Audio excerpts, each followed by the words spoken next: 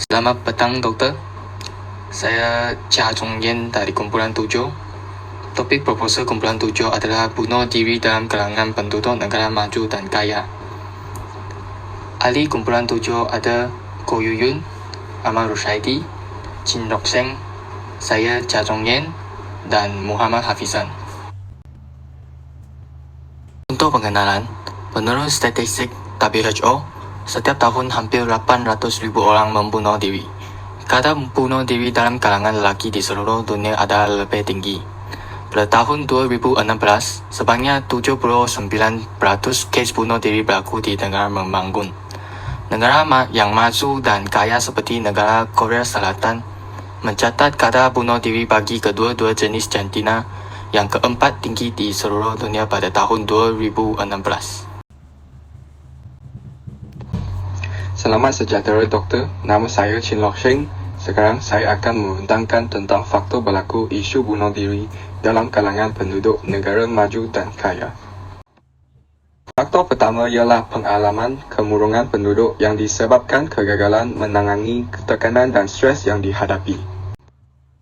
Seterusnya, pengurangan perbelanjaan kebajikan sosial seperti bantuan kewangan sementara bagi keluarga miskin. Selain itu, faktor psikologi juga menyumbang kepada isu bunuh diri dalam kalangan penduduk negara maju dan kaya. Di samping itu, kehilangan rasa kekitaan sosial penduduk menyebabkan berlakunya isu bunuh diri agar tidak menimbulkan masalah kepada orang lain. Akhirnya, ketidakseimbangan pendapatan menyebabkan golongan miskin sukar untuk terus menjalani taraf hidup yang tinggi dalam negara maju dan kaya. Assalamualaikum dan salam sejahtera. Saya Hafizan akan membentangkan tentang pandangan tokoh yang masyhur serta aliran falsafah yang membincangkan tentang isu bunuh diri dalam kalangan penduduk negara yang maju dan kaya. Antara pendapat masyhur dalam memberi isu tentang bunuh diri ialah Dr. Syekh Yusof Qaradawi. Beliau tidak bersetuju dengan tindakan bunuh diri, malah menggalakkan masyarakat untuk memelihara kehidupan mereka untuk hidup kerana bunuh diri bukanlah satu penyelesaian kepada masalah yang dihadapi. Antara falsafah yang membincangkan tentang isu bunuh diri seperti falsafah etika yang melalui teori euthanasia, iaitu mereka melalui bunuh diri merupakan tindakan yang tidak betul serta tidak rasional.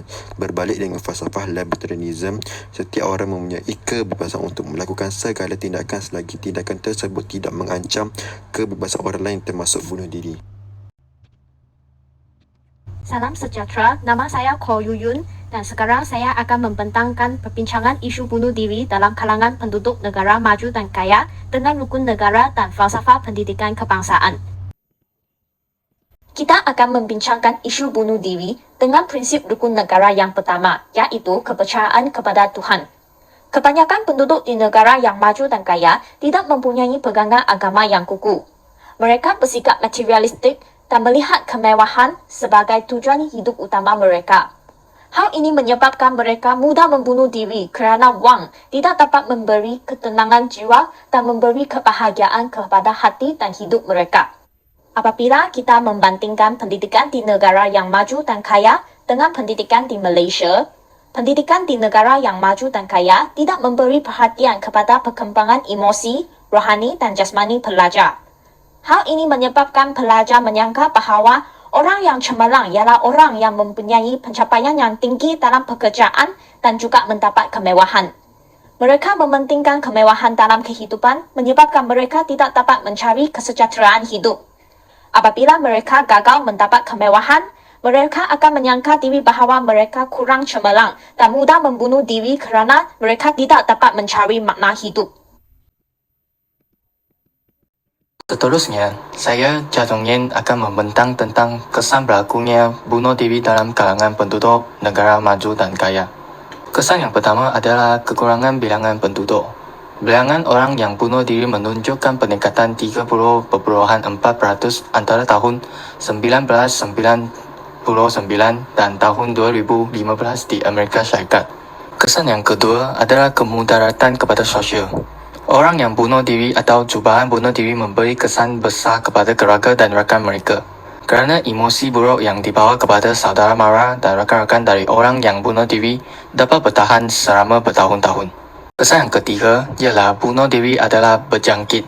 Dalam penyelidikan mengenai bunuh diri, penularan bunuh diri adalah fenomena yang diberi perhatian. Banyak kajian telah membuktikan bahawa jumlah bunuh diri atau percubaan bunuh diri di masyarakat telah meningkat disebabkan oleh laporan terperinci mengenai beberapa bunuh diri oleh media, seperti filem dan televisyen. Assalamualaikum warahmatullahi wabarakatuh. Nama saya Ahmad Rushaidi bin Ahmad Raif.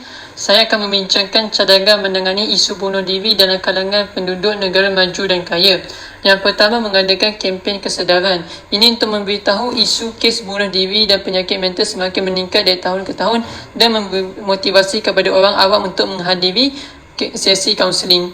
Yang kedua, menubuhkan institusi kesihatan mental. Ini untuk menyediakan tempat kaunseling dan ubatan untuk penyakit mental. Yang ketiga ialah amalan 10B, iaitu bertenang, bernafas dengan dalam, berkata relaxlah, beribadat, bercakap dengan seseorang, berurut, berehat dan mendengar muzik, beriadah, bersenam dan berfikir positif. Dan yang terakhir ialah meningkatkan kesedaran masyarakat agar masyarakat boleh bertindak pantas terhadap orang yang mempunyai penyakit mental. Kesimpulannya, kemewahan bukan tujuan kehidupan bagi manusia kerana segala pencapaian dan kemewahan yang kita dapati adalah sementara, begitu juga penderitaan kita. Bunuh diri tidak akan menyelesaikan segala masalah di dunia ini dan kita harus menghargai kehidupan kerana tiada peluang kedua untuk hidup semula. Sekian, terima kasih.